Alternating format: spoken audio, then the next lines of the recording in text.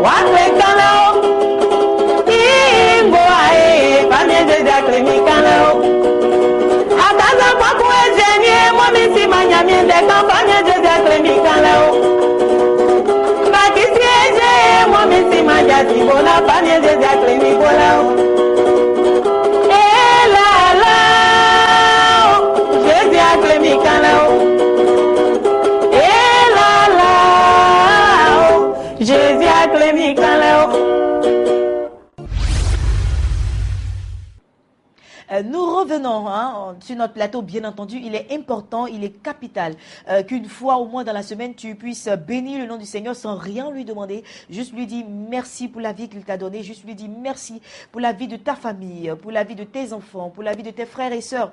Et lui dire merci pour tout ce qu'il fait pour ta nation, car c'est de lui que dépend la paix véritable dans une nation. Et tant qu'il y aura la paix, tu pourras vaquer à tes occupations comme tu le fais en ce moment. Donc, dis merci à Dieu, c'est impératif, dis merci à Dieu, c'est très très important, sans rien lui demander. On lui demande de tout ce qu'on veut. Chaque semaine, il faut confier un moment, un seul moment ou un seul jour où tu dois simplement l'adorer, simplement lui dire qu'il est grand, simplement lui dire qu'il est fort, qu'il est puissant, qu'il est bon pour ta vie, simplement lui dire toutes ces choses et je suis sûr que le Seigneur se chargera lui-même de tes besoins car il sait, même quand tu n'ouvres pas la bouche, ce dont tu as besoin. Pour ce lundi, il y a 19 janvier, voilà, on prend notre symphonie d'or, où se trouve la pensée du jour aujourd'hui, qui est tirée du livre de Jean chapitre 12, 37, Jean chapitre 12, 37, où le pasteur Sam nous exhorte avec cette pensée. Malgré tant de miracles qu'il avait fait en leur présence, ils ne croyaient pas en lui. Je reprends Jean 12, verset 37, qui dit ceci. Malgré tant de miracles qu'il avait fait en leur présence, ils ne croyaient pas en lui. Jean chapitre 12, verset 37, c'est le message et la pensée du jour. Qu'est-ce qu'il faut comprendre par là? Je suis en compagnie de notre très cher révérend Yomo. Bonjour révérend, bonne année. Bonjour à tous nos téléspectateurs. Merci bonne à année, toi. Révérend. Merci à toi. C'est maintenant qu'on se voit. Hein? C'est vrai, c'est depuis le début de cette année, oui. Mais il n'est jamais trop tard, puisque les vœux continuent jusqu'au 31 décembre. Janvier. 31 décembre. Ah, 31 décembre. Donc, on a toute l'année pour continuer de souhaiter de très, très bonnes paroles à ceux qui sont autour de nous. Et en tout cas, que ce soit une année pleine de passion. Amen. Passion dans ce que tu fais. Amen. Passion dans ce que tu es. Amen. Et puis, passion dans ton service pour le Seigneur. Amen. Merci beaucoup, révérend. Et puis, nous, on vous souhaite en tout cas que votre ministère prenne encore de l'ampleur positivement. Amen. Que les vies soient encore davantage plus touchées par ce que vous enseignez, par ce que vous vivez, Amen. parce que vous nous transmettez aussi. Voilà. Et puis, beaucoup d'argent, moins de problèmes. Voilà. C'est ce qu'on peut vous souhaiter en Amen, tout cas. je reçois. Allez, la pensée du jour, malgré tant de miracles qu'ils avaient fait en leur présence, ils ne croyaient pas en lui. Qu'est-ce qu'on doit retenir? Donc, il est important de comprendre que les miracles seuls ne suffisent pas pour bâtir notre communion, notre relation avec Dieu. D'ailleurs, les miracles sont des signes qui accompagnent. D'ailleurs, Jésus a dit, voici les signes et les miracles qui accompagneront ceux qui auront cru. Oui. Donc, les miracles sont faits pour nous fortifier dans notre foi et non pas pour nous amener réellement à croire. Et c'est vraiment important de comprendre que la parole, elle seule doit suffire, car la parole était au commencement. Donc, je veux vraiment exhorter les uns et les autres serviteurs de Dieu, servantes de Dieu, bâtissons nos ministères sur la parole. C'est la parole qui doit bâtir nos vies, c'est la parole qui doit bâtir la vie du chrétien, et les miracles seront là pour l'accompagner au quotidien, à fortifier sa marche avec Dieu. Je suis entièrement d'accord avec vous, c'est très bien dit. Alors, avec vous, c'est spécial, hein? Avec vous, on apprend autre chose, on apprend à mieux nous connaître, à cerner un peu nos faits et gestes. Tout à fait. Voilà, donc aujourd'hui, nous allons continuer dans ce que nous sommes en train de voir, c'est-à-dire le gestuel, l'expression du regard. Ça, c'était la semaine dernière. La semaine dernière, effectivement, nous avons touché la puissance du regard. Nous avons essayé de faire comprendre à nos chers téléspectateurs, que je remercie au passage, qui ont été nombreux à appeler à réagir sur les réseaux sociaux par rapport à l'émission. Et nous avons parlé de l'impact que le regard peut avoir, avec une forte inclinaison en fin d'émission sur l'impact spirituel aussi du regard. Et aujourd'hui, nous allons voir les gestes.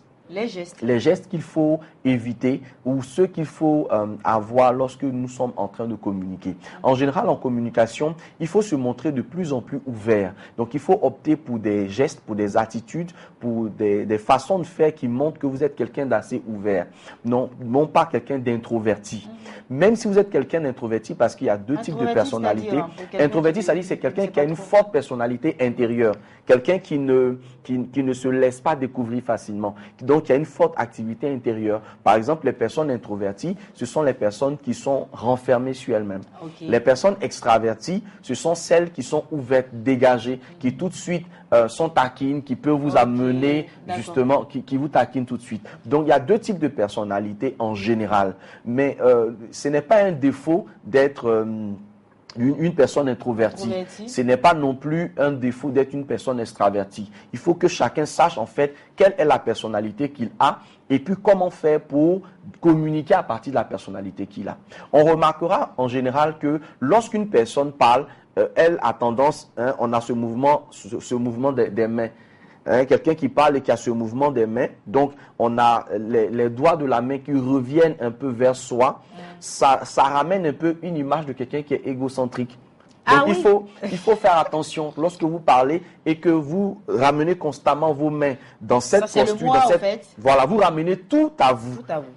Donc, en termes, par exemple, de discours, en termes de prise en parole en public, en termes même d'émissions, etc., il faut éviter ce genre d'attitude parce que ça révèle tout de suite que le monde se résume à vous. À vous, d'accord. Une deuxième gestuelle qu'il faut en général éviter, c'est d'avoir les mains souvent fermées de cette façon. Okay. Ça montre que vous êtes quelqu'un d'inaccessible, quelqu'un donc qui est fermé à la discussion, quelqu'un qui est borné. Alors qu'en général, il n'est pas intéressant en termes de communication, même si vous êtes quelqu'un de difficile à convaincre, il ne faut pas laisser transparaître cela. Il faut surtout opter pour la capacité à non seulement entendre, mais se faire entendre. Parce que dans le processus de communication, on veut donner quelque chose et c'est un rendez-vous. On doit aussi recevoir quelque chose. C'est ça. On verra encore une autre attitude très importante en termes de communication, c'est que lorsque vous échangez avec une personne et que la personne est assise, il est important ou intéressant que vous puissiez aussi adopter une position assise. Assise, c'est-à-dire que si quelqu'un vous parle qu'il est assis, au lieu de vous tenir debout, vous vous asseyez également. Voilà. Ou si vous voulez vous tenir debout, tenez-vous debout en face de la personne, non pas sur le côté ou derrière la personne. Okay. Parce que en communication, il y a des espaces qu'on appelle l'espace territorial de communication.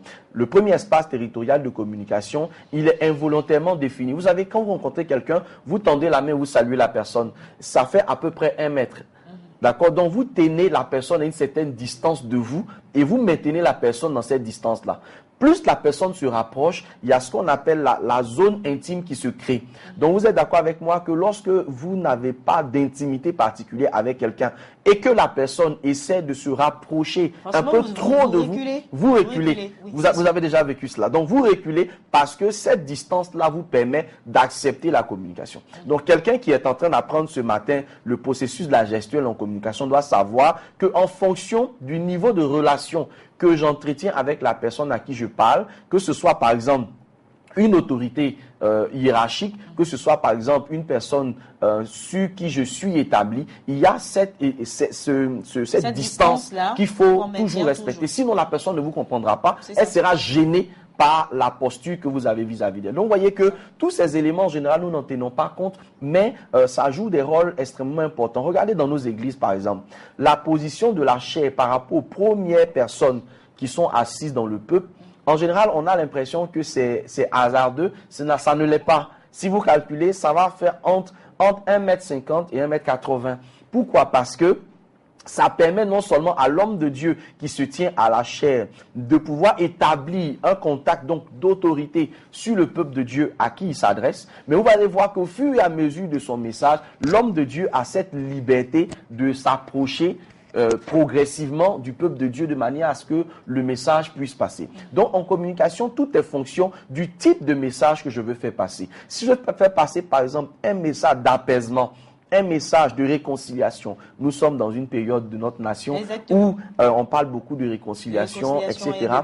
Il faut privilégier des attitudes ou des gestes qui sont rassembleurs. Vous voyez, des gestes qui sont rassembleurs. Lorsque je m'adresse, par exemple, à une personne dans le but de la rassurer, je vais pas avoir des gestes assez brouillons. Je parle à la personne, mais en ayant des gestes de rassemblement. Donc, des attitudes qui rassemblent. Et il faut toujours fixer la personne à qui on parle, toujours regarder droit dans les yeux de la personne à qui on parle et pouvoir manifester aussi une certaine grande assurance dans le ton de la voix. Et certainement, la semaine prochaine, nous parlerons également du ton de la voix. Le timbre vocal, par exemple, peut permettre de faire comprendre ou pas un message. D'accord. Alors, très cher pasteur, est-ce que, j'ai une question pour vous. Oui. Est-ce que, vous avez dit tout à l'heure que lorsqu'on fait les gestes Lorsqu'on fait comme ça veut dire qu'on est égocentrique et tout ça. Mais l'homme qui ne sait pas, c'est-à-dire qui ne le fait pas sciemment, est-ce qu'on peut se tromper, de jugement? Se tromper de jugement, non, parce que tout ce que nous sommes en train d'apprendre et de voir, en fait, sont des réactions qui sont involontaires. C'est commandé, en fait, par notre cerveau. Voilà. Donc, c'est tout à fait involontaire. Personne ne le fait par calcul. Okay. Mais en même temps, ça révèle notre personnalité forte, notre personnalité intérieure. Donc, quelqu'un qui le fait, ne le fait pas. C'est pour ça que je disais la semaine dernière, tu ne peux pas tout de suite estimer qu'une personne est en train de te faire des clins d'œil simplement parce qu'elle remue la paupière. Ça peut être par exemple par avoir pris la poussière dans les yeux ou quoi que ce soit. Donc on n'interprète pas de façon abusive ou de façon hâtive. Même en développement personnel, ce que nous sommes en train de voir, il y a des gestes et des attitudes qui ne trompent pas. Voilà, ce sont des gestes et des attitudes que nous pouvons corriger. C'est-à-dire, ce sont des tics en général que nous développons, que nous pouvons corriger. Une fois que nous avons connaissance de ces choses. Voilà, une fois que nous avons connaissance de ces choses, nous commençons à les corriger et au fur et à mesure que nous parlons, même si la main va inconsciemment revenir de cette façon. Quand on se rappelle en même temps, opter pour des mouvements d'ouverture, etc., etc. Et puis, ça facilite. La plupart du temps, nous conseillons aux personnes qui ont ce genre d'attitude d'avoir des postures. Surtout nous qui sommes beaucoup gestuels. En tout cas, moi, je suis beaucoup gestuel. Je suis tout le temps en train de faire celui-là, je suis en train de faire de ces gestes. Donc, il faut souvent... Je ne sais plus ce que ça veut dire exactement, mais je suis tout le temps en train de faire de il faut souvent opter dans ce qu'on appelle des postures, pour des postures cadenassées qui évitent que nous puissions... Des postures cadenassées. C'est-à-dire là, tu te maîtrises là pour ne pas faire de gestes. Ou la posture des chefs d'État qui est en général celle-ci, ou poser simplement les mains sur un support pour éviter de laisser transparaître autre chose que ce que nous sommes en réalité. Voilà, la semaine prochaine, vous l'avez dit, on parlera de quoi? Du ton de la voix. Nos téléspectateurs en haleine. On parlera du ton de la voix. De la voix. Voilà. Comment est-ce qu'il faut parler? Le registre vocal dans lequel il faut parler pour se faire comprendre. Pas hausser la voix et tout ça. On verra toutes ces choses-là en fonction du type de message qu'on veut faire passer. Ok, révérend Yomon, merci beaucoup, homme de Dieu, d'être passé sur notre plateau. Merci en tout cas pour ces enseignements qui nous font beaucoup, beaucoup de bien. Nous avons beaucoup de retours et ça nous fait énormément de bien. Je vous souhaite de passer une agréable journée et une semaine très, très, très, très bénie. Amen. On se retrouve lundi prochain par la grâce de Dieu. Par la grâce de Dieu, merci infiniment. Je reçois des invités concernant la direction commerciale et marketing.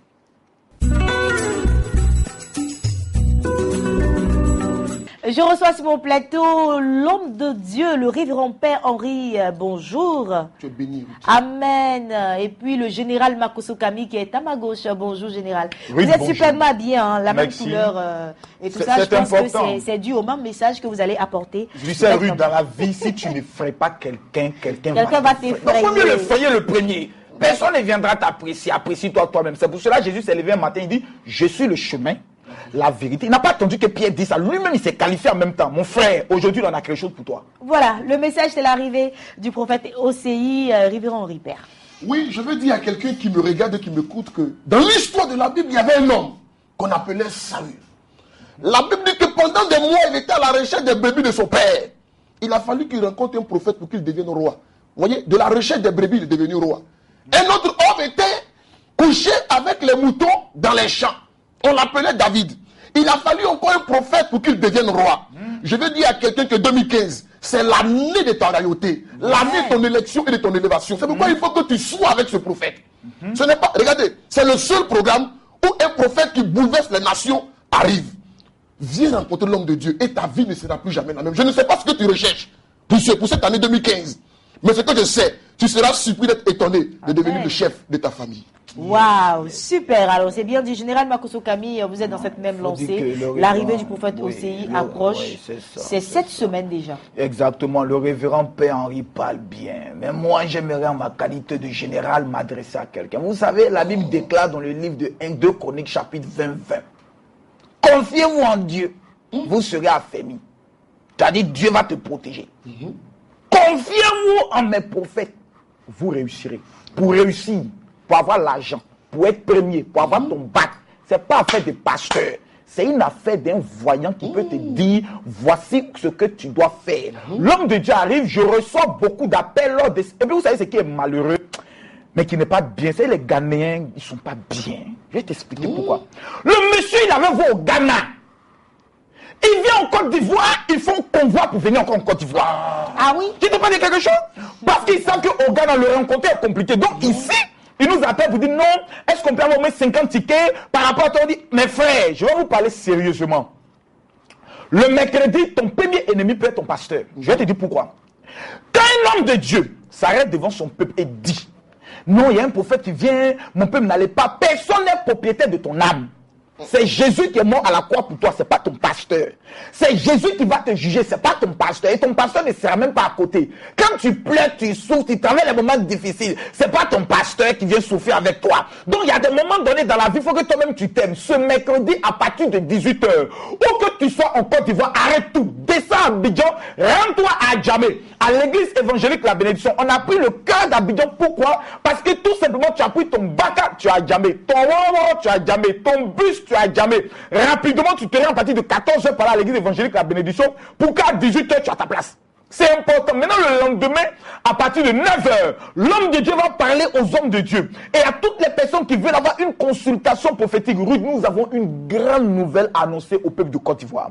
Vous savez, le prix par rapport au séminaire était fixé à 12 000 francs. Okay. Les présidents de fédération se sont retrouvés hier et ont appelé pour dire nous sortons d'une fin d'année.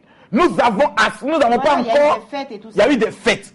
De façon exceptionnelle. Nous avons parlé avec l'homme de Dieu.